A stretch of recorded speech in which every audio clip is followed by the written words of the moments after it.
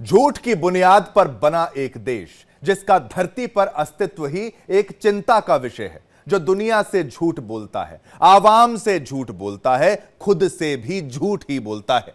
उसी देश जिसके नाम के आगे पाक जरूर लगा है पर जिसमें कुछ भी पाक नहीं है, जो जब से बना है खुद को मजहब का रहनुमा ठेकेदार मनाता है। यह ठेकेदार सभी को बताता है पर असल में एक कलंक की मानिंद इस धरती पर सभी शांति पसंद लोगों की आंखों में चुभने वाला एक कांटा है, एक जहरीला सांप है, गद्दारों का सरदार है, एक धोखेबाज किरदार है। बात करेंगे उसी नापाक पाकिस्तान की। मैं हूं आपके साथ शिवम दत्त मेहता, तो हो जाइए तैयार, करते हैं यलगार, अब खोलेंगे पोल नापाक पाकिस्तान की।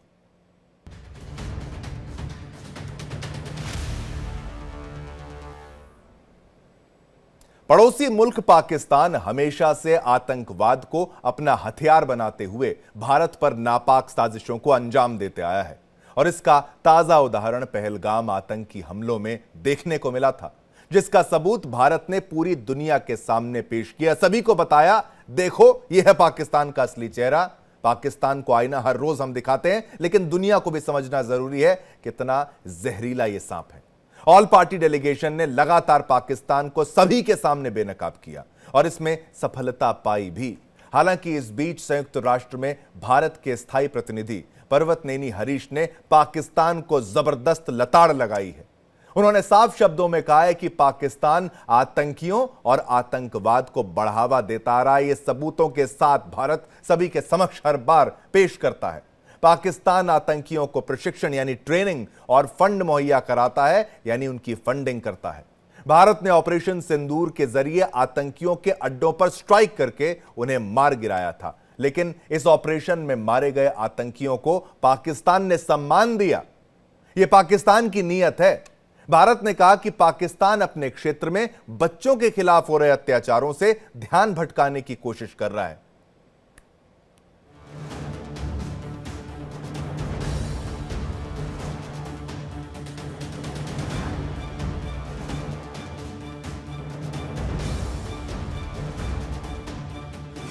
आतंकवाद, अफगानिस्तान और पहलगाम।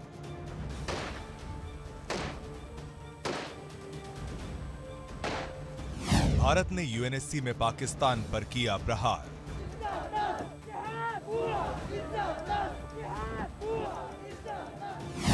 यूएन में लगाई फटकार, याद रखेंगे शहबाज।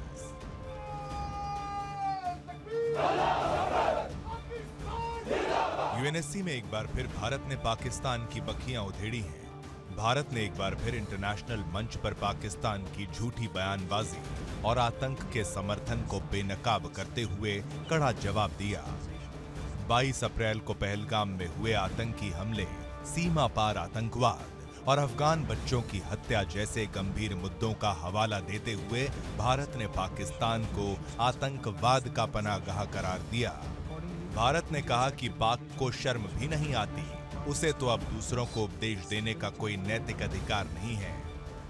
यूएनएससी में भारत के स्थायी प्रतिनिधि राजदूत पर्वतनेनी हरीश ने आतंकवाद पर पाकिस्तान को खूब खरी खोटी सुनाई।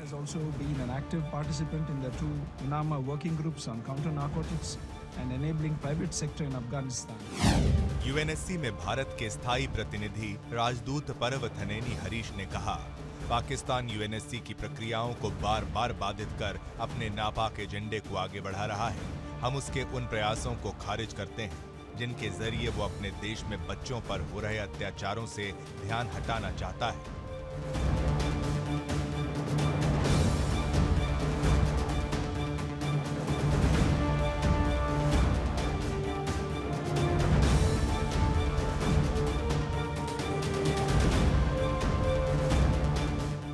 यूएन महासचिव की रिपोर्ट में बताया गया है कि पाकिस्तान के कब्जे वाले इलाकों में स्कूलों, खासकर लड़कियों के स्कूलों और स्वास्थ्य कर्मियों पर हमले किए गए। रिपोर्ट में यह भी कहा गया कि अफगान सीमा से लगे इलाकों में पाकिस्तानी सेना की ओर से की गई गोलीबारी में कई अफगान बच्चों की मौत और विकलांगता हुई। पाक आतंक का पनाहगार है, दूसरे मुल्कों में आतंक फैलाता है। भारत में हुए आतंकी हमले के बाद पाकिस्तान का दोहरा चरित्र खुलकर सामने आया। पाक बेनकाब हो चुका है। यूएन में भारत ने कहा 22 अप्रैल को जम्मू कश्मीर के पहलगाम में आतंकी हमला हुआ। इस हमले में 26 लोगों को मौत के घाट उतारा गया। पाकिस्तान के इशारे पर यह आतंकी हमला किया गया। 25 अप्रैल को यूएनएससी ने प्रेस बयान जारी किया, अपराधियों को न्याय के कटघरे में लाने की मांग की थी। इसके जवाब में भारत ने 7 मई को ऑपरेशन सिंदूर चलाया। पाकिस्तान के अंदर 9 आतंकी ठिकानों को निशाना बनाया।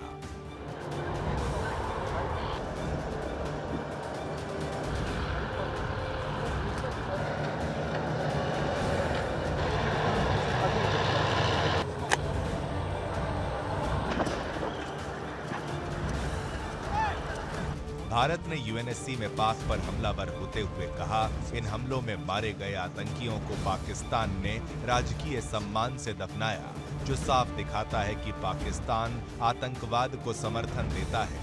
फिर भी पाकिस्तान दूसरों को उपदेश देने की कोशिश करता है।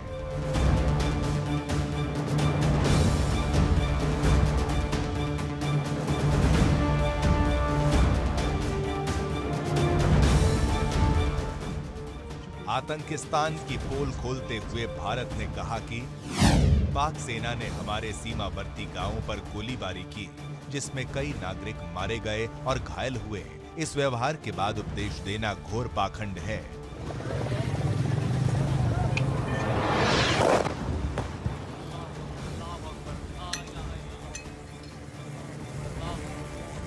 The Security Council had issued a press statement on 25th April, which underlined the need to hold perpetrators, organizers, financiers, and sponsors of this reprehensible act accountable and bring them to justice. India had undertaken non-escalatory, proportionate, and focused attacks that targeted 9 terrorist infrastructure sites on the 7th of May 2025 in response through Operation Sindoor. The terrorists killed in these attacks were given state funerals by Pakistan, and yet they try to preach to others.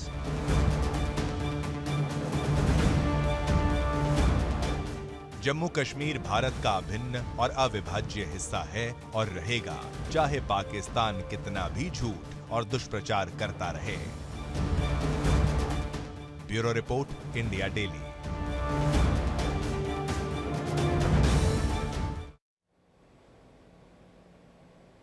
Pahalgam आतंकी हमले के बाद भारत आतंकवाद को लेकर मुखर हो गया है। भारत की ओर से आतंकवाद के मसले को वैश्विक स्तर पर प्रमुखता से उठाया जा रहा है। रक्षा मंत्री राजनाथ सिंह ने एससीओ की बैठक में पाकिस्तान को वैश्विक मंच पर ऐसे बेनकाब किया कि पाकिस्तान याद रखेगा। उन्होंने आतंकवाद के अपराधियों और प्रायोजकों को जवाबदेह ठहराने की बात कही और दोहरे मापदंडों की निंदा भी की सभी के सामने।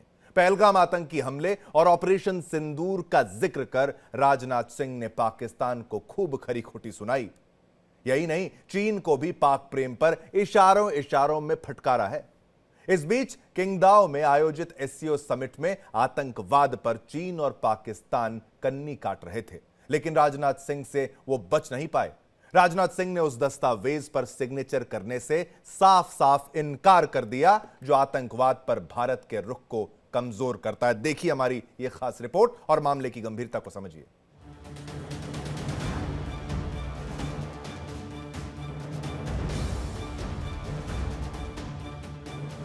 भारत के रक्षा मंत्री राजनाथ सिंह के हाथ में कलम थी, सामने पन्ना पड़ा था, जिस पर शंघाई सहयोग संगठन की बैठक के बाद तैयार किया गया संयुक्त बयान लिखा था।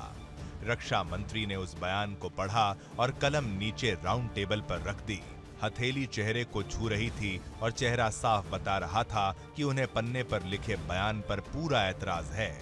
राउंड टेबल पर राजनाथ सिंह के अलावा शंघाई सहयोग संगठन के अन्य 9 सदस्य देशों के रक्षा मंत्री भी थे, लेकिन मौका भारत की आपत्ति को दर्ज कराने का था। रक्षा मंत्री ने पाकिस्तान, चीन समेत पूरी दुनिया को एक बार फिर आतंकवाद पर सख्त संदेश दिया।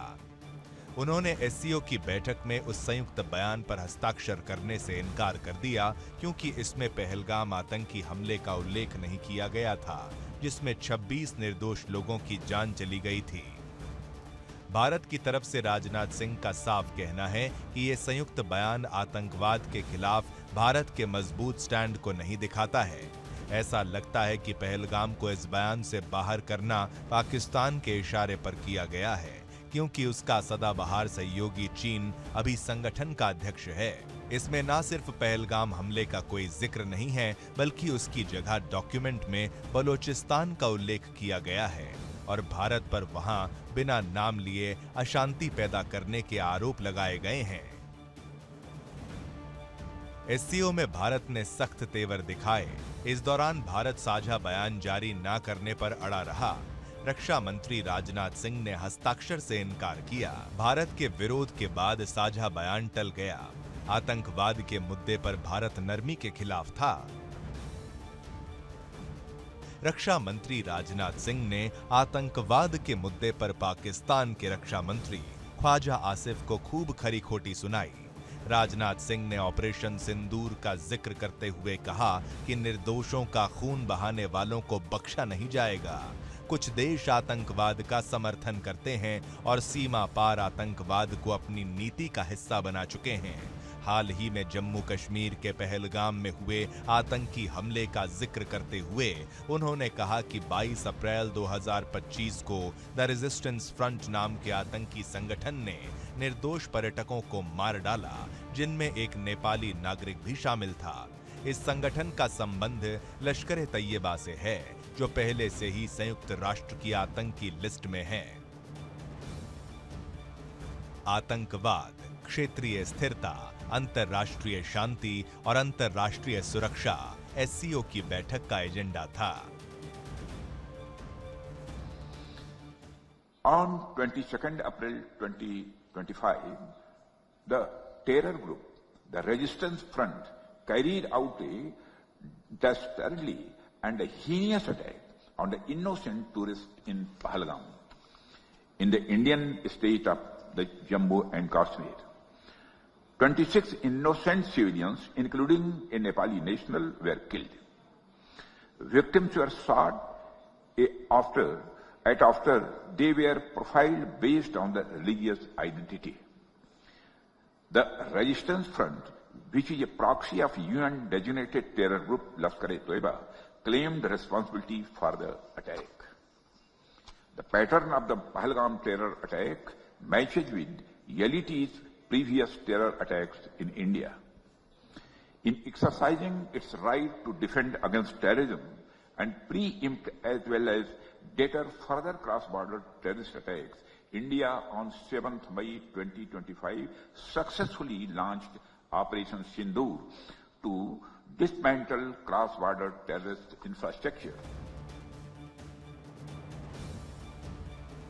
रक्षा मंत्री ने कहा कि कट्टरपंथ, उग्रवाद और आतंकवाद आज के समय की सबसे बड़ी चुनौतियां हैं। उन्होंने दोहराया कि शांति और आतंकवाद साथ साथ नहीं रह सकते और इसके लिए निर्णायक कार्रवाई जरूरी है। उन्होंने सभी एससीओ देशों से आह्वान किया कि आतंकवाद के खिलाफ एकजुट होकर लड़ना होगा। जो देश आतंकवादियों को पनाह देते हैं और सीमा पार आतंकवाद को बढ़ावा देते हैं, उनके दोहरे रवैये को अब और बर्दाश्त नहीं किया जा सकता। एससीओ को ऐसे देशों की खुलकर आलोचना करनी चाहिए और आतंकवाद के खिलाफ एक सख्त रुख अपनाना चाहिए। शंघाई सहयोग संगठन में भारत, चीन, रूस, Pakistan, Kazakhstan, Kyrgyzstan, Tajikistan, Uzbekistan शामिल हैं। उन्होंने कहा कि कोई भी देश कितना भी बड़ा क्यों ना हो, अकेले काम नहीं कर सकता। सभी को मिलकर संवाद और सहयोग से काम करना होगा। ये भारत की प्राचीन सोच सर्वे जना सुखिना भवन्तु को भी दर्शाता है, जिसका अर्थ है सबका कल्याण हो। आतंकवाद को शांति के लिए बड़ा खतरा करार देते हुए राजनाथ सिंह ने कहा, सरकार से इतर विनाशकारी तत्वों और आतंकवादी गुटों के हाथों में सामूहिक विनाश के हथियार सौंपने के साथ भी शांति कायम नहीं रह सकती। हमें इन चुनौतियों से निपटने के लिए निर्णायक कार्रवाई करने की जरूरत है। हमें इन बुराइयों के खिलाफ एकजुट होकर लड़ना होगा। आतंकवाद से निपटने में दोहरे मानदंडों के लिए कोई जगह नहीं होनी चाहिए। एससीओ को इस खतरे से निपटने में दोहरे मानदंड अपनाने वाले देशों की आलोचना करने में संकोच नहीं करना चाहिए। पहलगाम आतंकी हमले का जिक्र करते हुए राजनाथ सिंह ने कहा कि पहलगाम आतंकी हमले का तरीका भारत में लश्कर-ए-तैयबा के पिछले आतंकी हमलों जैसा था, लेकिन भारत अब आतंकवाद को कतई बर्दाश्त नहीं करने की नीति अपना रहा है।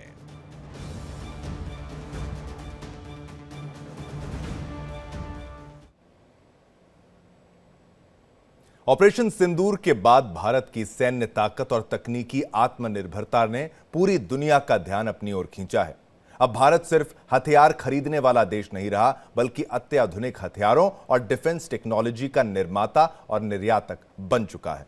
चाहे बात S-400 की हो, आकाश एयर डिफेंस सिस्टम की, या फिर धरती से हवा में मार करने वाले स्पाइडर मिसाइल सिस्टम की, भारत अब मेक इन इंडिया के जरिए हर स्तर पर आत्मनिर्भर होता दिख रहा है। लेकिन क्या ये सब बातें सिर्फ सरकारी दावों तक सीमित हैं? क्या भारत वाकई अब विदेशी कंपनियों पर निर्भर नहीं है? और क्या हम सच में डिफेंस प्रोडक्ट्स का एक्सपोर्ट कर रहे हैं? इन्हीं सवालों की पड़ताल के लिए हमारी टीम पहुंची कानपुर की MKU डिफेंस कंपनी, जहां मेक इन इंडिया की जमीन पर उतरती तस्वीर को हमने बेहद करीब से देखा। आइए इस विशेष रिपोर्ट में चलते हैं मेरे सहयोगी प्रशांत कुमार शर्मा के साथ, जो आपको दिखाएंगे कि कैसे भारत अब रक्षा उत्पादन के क्षेत्र में पूरी दुनिया को अपनी ताकत का एहसास करा रहा है।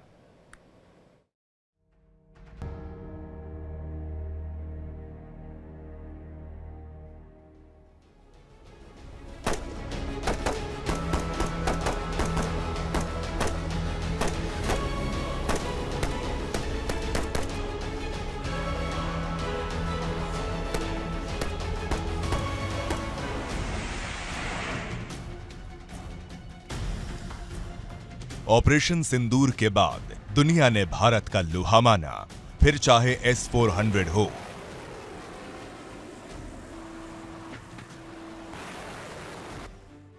आकाश एयर डिफेंस सिस्टम हो, या स्पाइडर, जो धरती से हवा में मार करने वाला मिसाइल सिस्टम है। ऐसे ना जाने कितने छोटे बड़े अत्याधुनिक हथियारों का मेक इन इंडिया जखीरा अब हमारे देश के पास उपलब्ध है।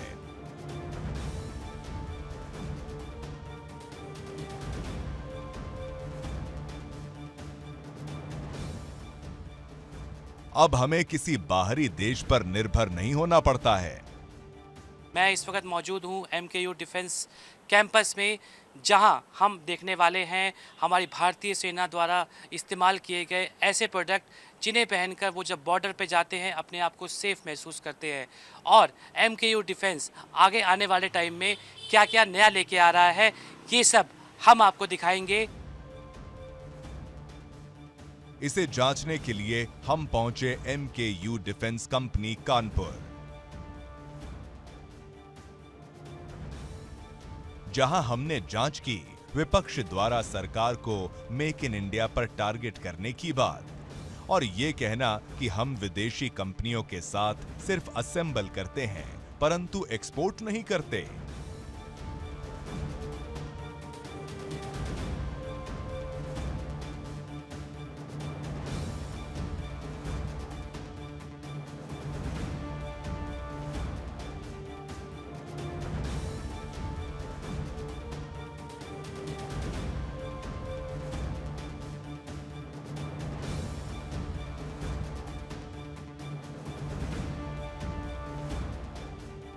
MKU डिफेंस कंपनी में हमने देखा कि कैसे हमारा भारत अब आत्मनिर्भर बनता जा रहा है।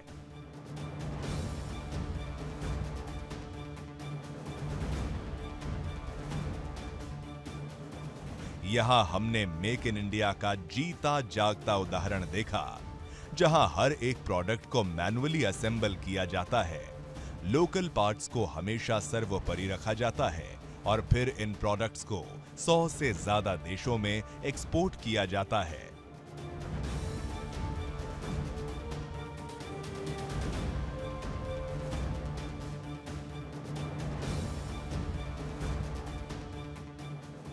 इस कंपनी द्वारा देश की सेनाओं को अत्याधुनिक helmet, night vision device, full body security cover, जिसे फुल बॉडी शील्ड कहा जाता है, जैसे उपकरण उपलब्ध कराए जाते हैं। सबसे पहले हम पहुंचे इनके असेंबली सेंटर पर, जहां नाइट विजन डिवाइस पर काम होता है। यहां फ्यूचर वॉरफेयर को ध्यान में रखते हुए नाइट डिवाइस तैयार की जाती है। हमने नाइट विजन डिवाइस को खुद चेक किया और देखा कि भारतीय सेना द्वारा इस्तेमाल की जाने वाली नाइट विजन डिवाइस कैसे काम करती है। चारों तरफ घना अंधेरा है, दुश्मन हमें कहीं ना कहीं से देख रहा होगा, बट हमारी भारतीय सेना के पास अब नाइट विजन टेक्नोलॉजी है, जिसे दुश्मन चाहे जितना मर्जी एक्टिव हो, हम उसकी एक एक नज़र जो है एक एक चीज़ पे नज़र रखे हुए हैं और वो क्या कर रहा है या क्या करने वाला है, हम इस थर्मल इमेज से उसको साफ देख सकते हैं और अपनी बंदूक का निशाना उसे बना सकते हैं। तो ये बहुत ख़ास है नाइट विजन जो टेक्नोलॉजी हमारी भारतीय सेना के पास है, जिसे हम अब और टेक्नोलॉजी वैसे और उम्दा कर रहे हैं और इसमें एडवांस इसे बना रहे हैं और अब हम इससे हम और भी ज़्यादा आसानी से दुश्मन को पहचान सकेंगे और उसको जड़ से ख़त्म कर सकेंगे। इस तरह की टेक्नोलॉजी का भारत में तैयार होना एक बड़ी बात है, क्योंकि आजादी के बाद हम पूरी तरह बाहरी देशों पर निर्भर रहते थे। लेकिन मोदी सरकार द्वारा चलाए गए मेक इन इंडिया इनिशिएटिव से अब दुनिया भारत की तरफ देखने लगी है।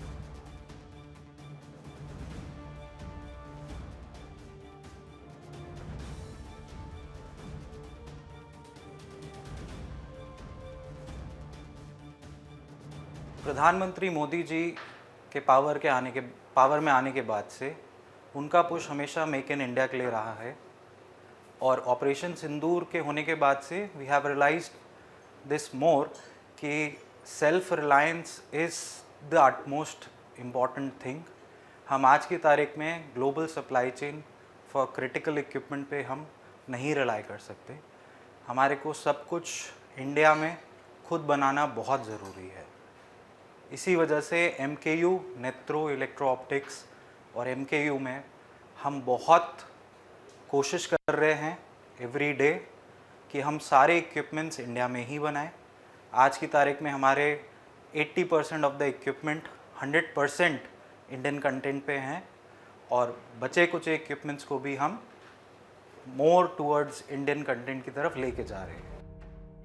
भारतीय सेना के जवान जब सरहद पर देश के दुश्मनों से लोहा लेते हैं, तब ऐसे एडवांस्ड गैजेट्स की मदद से छोटे से छोटे और बड़े से बड़े टारगेट को सफलतापूर्वक पूरा करके हमारे वीर सैनिक देश के दुश्मनों को मिट्टी में मिलाकर अपने घर वापस आते हैं। और अब भारत अपने दुश्मनों की आंखों में आंख डालकर बात करता है। कानपुर से इंडिया डेली के लिए प्रशांत कुमार शर्मा की रिपोर्ट। तो भारत लगातार आगे बढ़ रहा है और आत्मनिर्भर भारत का जो अपना सपना है उसको साकार करता हुआ नजर भी आ रहा है।